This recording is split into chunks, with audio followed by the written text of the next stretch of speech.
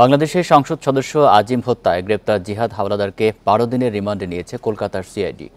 শুক্রবার সকালে বারাসাত আদালতে তুলে জিজ্ঞাসাবাদের জন্য রিমান্ড আবেদন করেন গোয়েন্দারা। বৃহস্পতিবার গ্রেপ্তার করার পর জিহাদকে সাথে নিয়ে আজিমের খণ্ডিত মরদেহ উদ্ধারের চেষ্টা চালায় সিআইডি।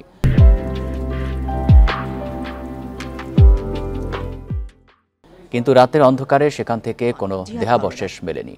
তাই দেহাবশেষ উদ্ধারের প্রয়োজনে জিহাদকে 12 দিনের রিমান্ড চায় সিআইডি।